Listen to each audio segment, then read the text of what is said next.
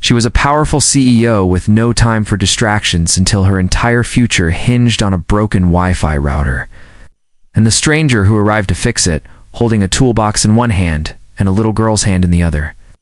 What started as a simple repair turned into a connection no one saw coming, and it might just change everything.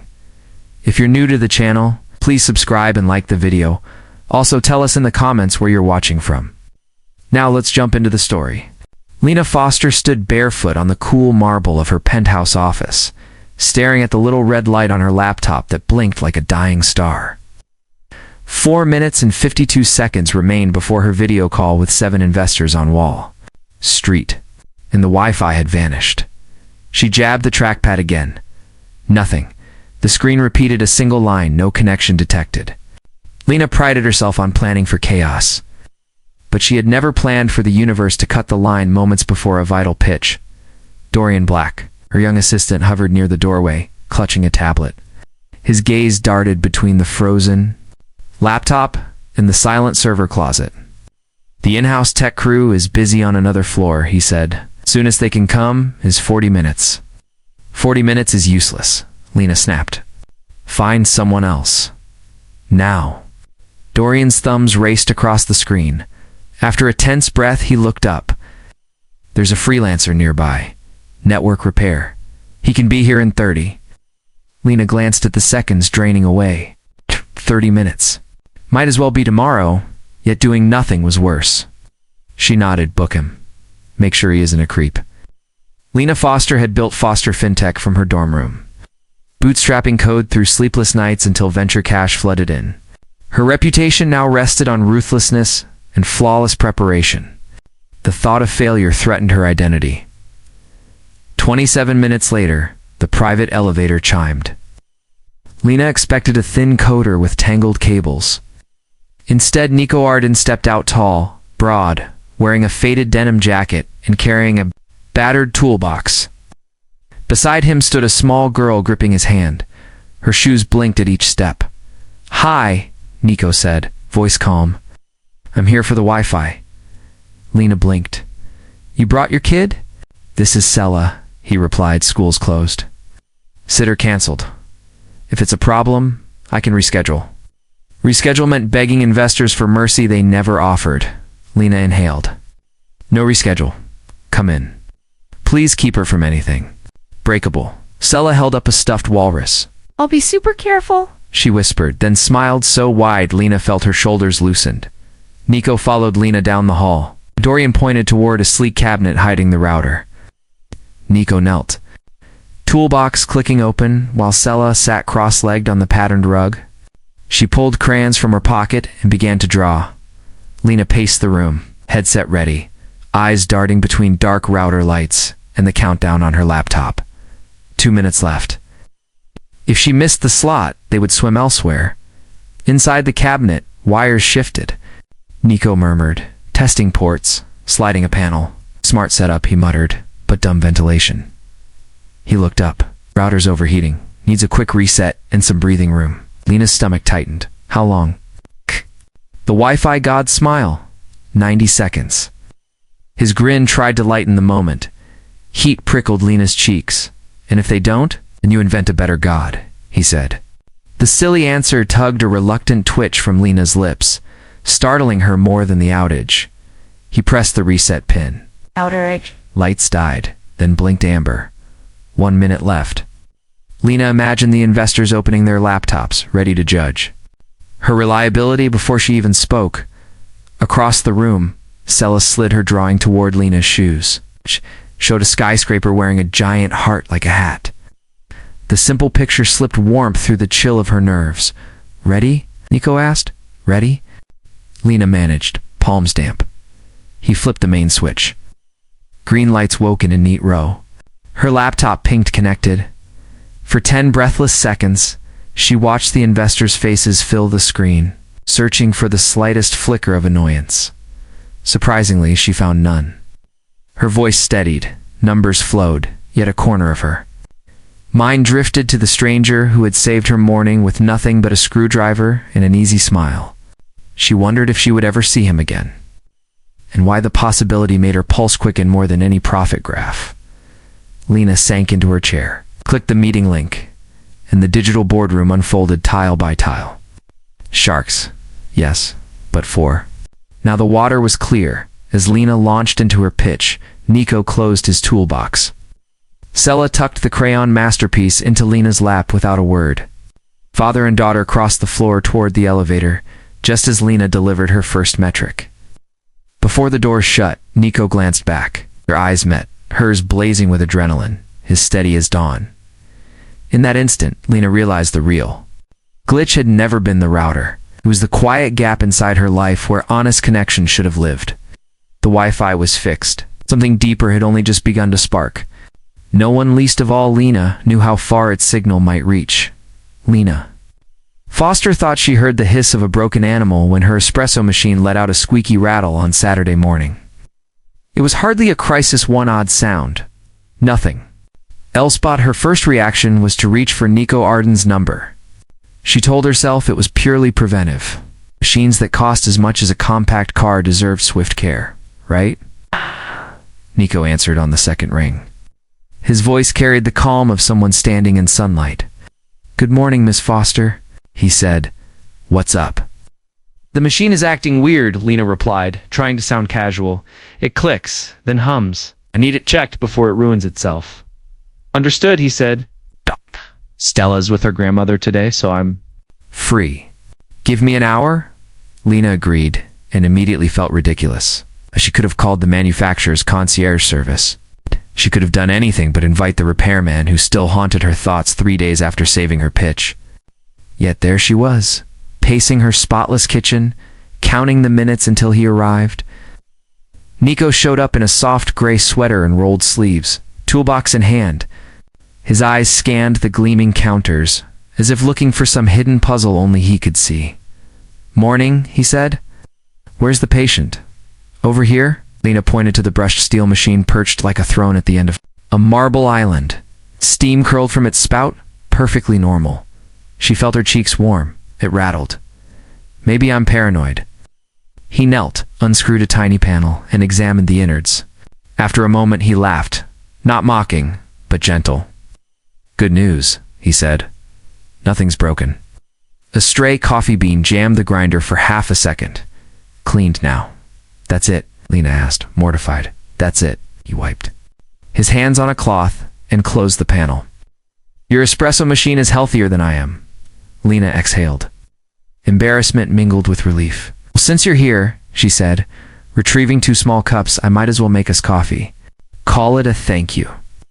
They sat opposite each other at the island while the machine gurgled cheerfully. Lena poured 2 shots, rich and dark. Nico inhaled the aroma like a traveler, savoring fresh air after a long tunnel. "Smells expensive," he joked. "Tastes better," she replied, sliding a cup his way. For a few minutes, neither spoke. City light spilled through high windows, painting gold bands across the counter. Lena noticed a tiny scar on Nico's knuckle, a souvenir of practical work she would never understand. She wondered how many lives fit inside those scars. "So," she said, breaking the silence.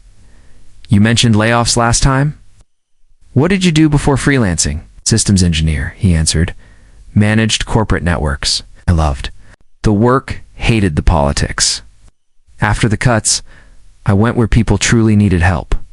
Small shops, homes, nonprofits. Lena sipped her coffee. "You could return to a big firm. I know people who'd hire you." Nico's head tilted. "Appreciate it, but I like being useful on my own terms. Money's tighter, pride's stronger." An unfamiliar flutter rose in Lena's chest. She thrived on numbers and influence, yet here sat a man who measured worth and self-respect. "What if," she offered, "I put you on retainer? Regular pay? Flexible hours?" "I always have gadgets failing." He set his cup down, careful but firm. "Thank you, but no. If something really breaks, call me. Otherwise, I'd rather earn my visits." She should have felt offended, but instead she felt scene-stripped of title and power, left simply human. A soft laugh escaped her. "I suppose I did summon you for a coffee bean." "Hey," he said, playful. "I charge extra for luxury beans." Their eyes met, and the air gained a charge that had nothing to do with circuits. Lena's pulse quickened. She tried to categorize the feeling: curiosity, admiration, maybe danger. Whatever it was, it made her forget quarterly reports. Nico glanced at the clock on the wall. I should head out. Spare parts to pick up before the hardware store closes. Lena's rational brain scrambled for a reason to keep him longer. Then her gaze landed on a silver-embossed invitation resting near the Sinker Foundation's charity gala next Friday. Suits, gowns, cameras, the whole glittering circus she secretly dreaded. Actually, she said, voice steadier than she felt, are you free next Friday night? Nico blinked. Probably no late calls booked yet. Why? She slid the invitation across the counter. It's a benefit for youth education. Black tie, networking, speeches, good deeds. I could use an ally who dislikes politics as much as I do. He studied the card, then her face. Lena, I'm a denim mantle box guy. Black tuxedos are just denim in disguise, she said, hoping the joke masked her vulnerability. Besides, you already saved my empire once. Come save me from small talk. Nico tapped the invitation against the counter, thinking, at last a slow smile formed. All right. But only if grilled cheese is on the menu. She laughed genuinely. I'll see what I can do. He gathered his toolbox. At the door, he paused. For the record, you didn't need a machine excuse to call. Lena's cheeks warmed again. Next time, I won't invent one. With a nod, he disappeared into the hallway, leaving the apartment quieter, yet somehow brighter. Lena found herself humming a habit she had lost years ago.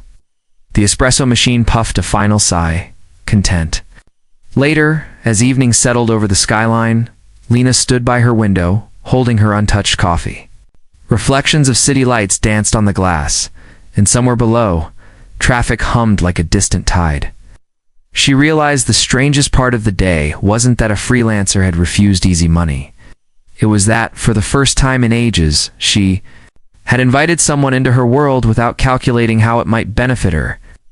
She felt a mix of fear and anticipation, like stepping to the edge of a high diving board.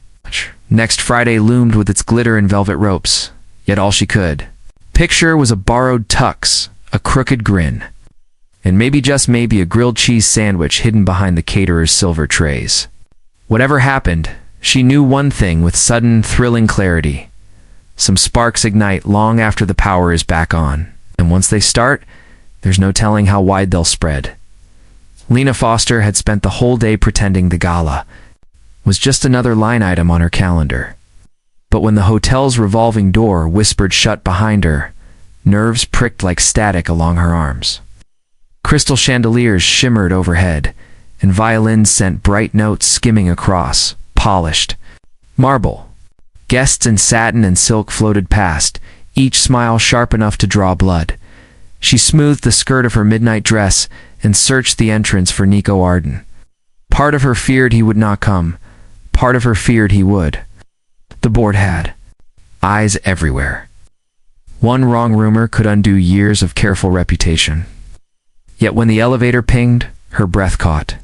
Nico stepped out in a borrowed tuxedo that fit almost too perfectly. Shy crease at each shoulder, hinting it had lived other lives first. He carried himself with quiet ease, hands relaxed at his sides. Instead of looking nervous, he looked curious, as though the ballroom were simply another machine waiting to be understood. Whispers flared like sparks. Who is he? Is he the new investor from Europe? Lena felt sudden pride rise in her chest like warm bread. She walked forward, meeting him halfway. Evening, he said, voice low but steady. Hope this counts as black tie. The bow tie fought me, but I won. You looked fine, she answered, and realized too late her smile was softer than the ones she usually wore here. Ready? Nico nodded, yet his eyes moved to the glowing ceiling, the gilded balconies, the crowd swirling like bright fish. This place is louder than a server farm, he joked. Lena laughed too loud, perhaps. For a woman known for cool composure, she looped her arm through his and led him into the golden tide. As they moved, heads turned, subtle camera flashes bloomed. Lena's longest tenured board member, Augustus Vane, intercepted them near the Champagne Tower. His tuxedo gleamed like polished onyx, his smile thin. Lena, Augustus said. Introduce me to your guest. She kept her tone crisp. Augustus, this is Nico Arden. Keeps the modern world running when our machines rebel. Nico offered a handshake, firm, but not forceful.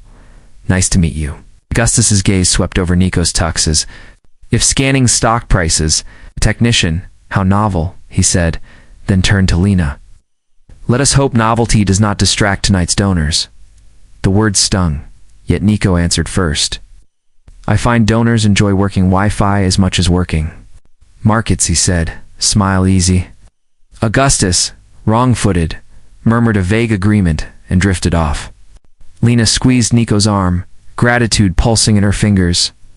They crossed the ballroom again, mingling with venture partners, diplomats, old university rivals.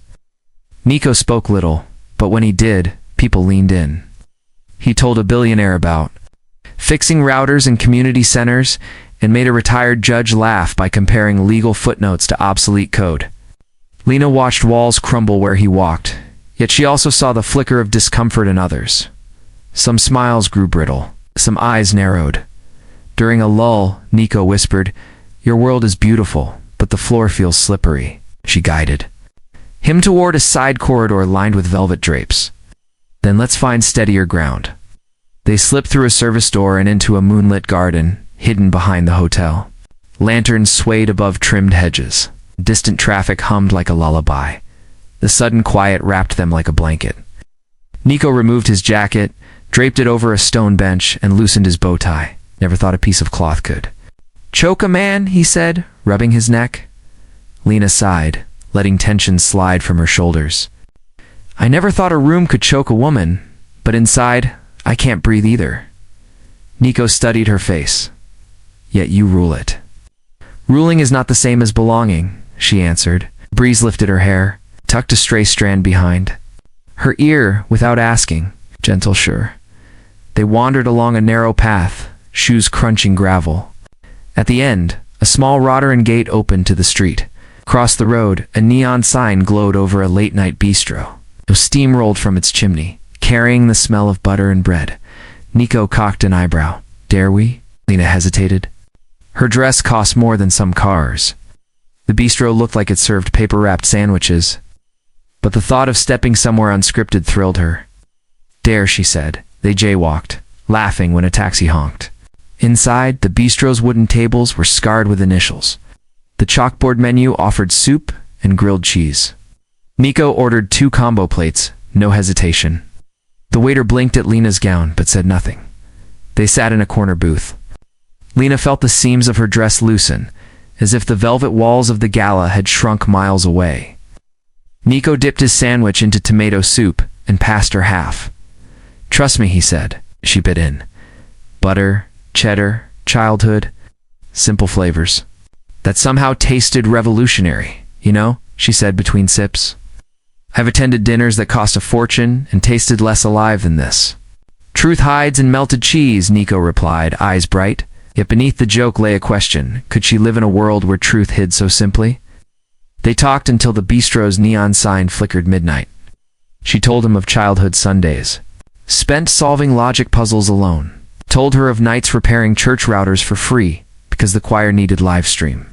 Each story unraveled another thread binding their guarded hearts. When they stepped back into the brisk air, rain began a light drizzle that painted silver dots on Nico's borrowed tux. He shrugged off his jacket and draped it over her shoulders. For once, Lena did not argue practicality. They walked in silence to the corner. Streetlights cast long twin shadows. Her driver waited half a block away, engine idling. Nico paused. Back there, they wanted me to be someone else. Hey, back there, Lena echoed. They want me to be someone else too. He brushed a raindrop from her cheek. Maybe we can be ourselves somewhere new. She rose on tiptoe, pressing a brief kiss to his lips. Soft, certain. Ow. The rain continued, uninterested in human discovery. She pulled away and whispered, Stay safe. I'll call you tomorrow. Nico nodded, a quiet promise shining in his eyes. As Lena slid into her car, she looked back through the window. He still stood under the streetlight, tux damp, bow tie hanging loose, looking more real than any gemstone in the ballroom. The car pulled away, and for the first time, Lena did not feel the gala's weight behind her. Instead, she sensed a door, opening a way out of polished cages into places where grilled cheese, honest laughter, and rain-washed sidewalks could exist beside ambition. Tonight, she had not merely survived the ballroom. She had tested its walls and found a crack wide enough for hope to pass through. Lena Foster's boardroom usually smelled of polished oak and cautious ambition. But on this March morning it buzzed with something wilder. Charts glowed on the screen unit costs, market reached, but tucked between the bars were photos of teenagers soldering circuit boards in a drafty warehouse. "We can fund this citywide workshop," Lena said, voice even. "Profit is good. Purpose keeps it alive." Some directors frowned at the absence of immediate returns. Augustus Vane fingered his silk tie, ready to scold. Before he could speak, Lena clicked to the next slide. A short video of a student building her first robot arm, eyes bright. Numbers were solid, the story was stronger. The vote passed by a thin yet thrilling margin. 2 weeks later, the warehouse hummed with drills and chatter. Lena, ponytail loose, balanced on a ladder to bolt a projector to the ceiling. Nico Arden steadied the ladder, teasing that billionaire hands were not meant for power tools. Lena giggled an unfamiliar sound that made volunteers glance up, then smile back. After class, 6-year-old Sella ran across the concrete floor and hugged Lena's waist. "Almost mom," she said, proud of the new phrase. Lena's heart swelled like a sail catching wind. They celebrated with ice cream from a street cart, dripping vanilla on the sidewalk.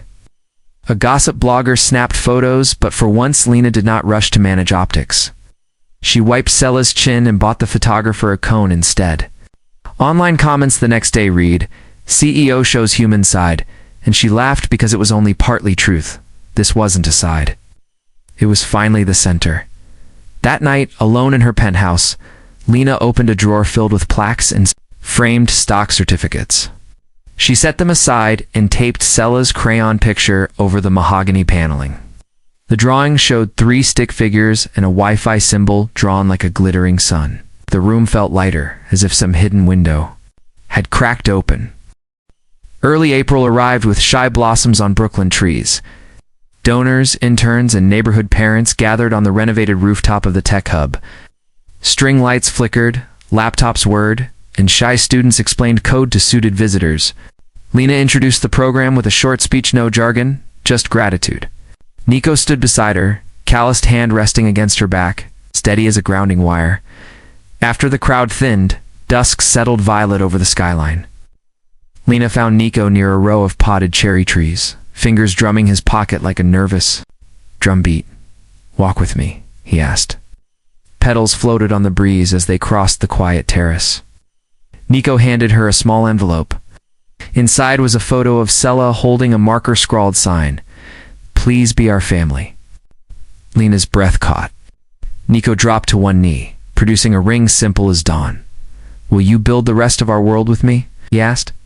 "Yes," she whispered, tears and laughter tangling in her throat. "Yes, 1,000 times." Wedding. Plans could have summoned planners and flower walls, but they chose a private Brooklyn garden owned by Nico's uncle. 20 guests, folding chairs, and a playlist borrowed from the hardware store's radio. Gustus sent crystal flutes and then decided to attend. Was curious what stripped-down love looked like. The ceremony took place under low branches, heavy with pink blooms. Lena wore a pale gold dress that moved like quiet water. Nico, in a navy suit, waited with Sella at his side, her tiny shoes sparkling. Vows were short. Promises to listen, to learn, to keep the Wi-Fi strong and the laughter stronger. When Sella handed over the rings, her grin outshone the sun peeking through petals. Reception was a picnic. Grilled cheese station. Tomato soup in enamel mugs and a chocolate sheet cake decorated by neighborhood kids. An executive who once doubted Lena's choices bit into a sandwich and muttered, amazed, "This is better than caviar." Nico winked. Purpose, it seemed. Seasoned food, too. Late that evening, the new family unlocked the door of Nico's modest Apartments soon to be theirs? Alcella sleepily clutched her stuffed walrus, already half dreaming. The fridge bore her latest masterpiece. 3 figures beneath a bold Wi-Fi symbol that now sparkled with glued sequins. Lena traced the outline with gentle fingers. Nico set down their overnight bag, then joined her on the sofa. City sounds drifted through the open window horns. Laughter, a distant subway rumbled at the room, felt calm, like a server newly cooled. Summer rolled in, bright and busy.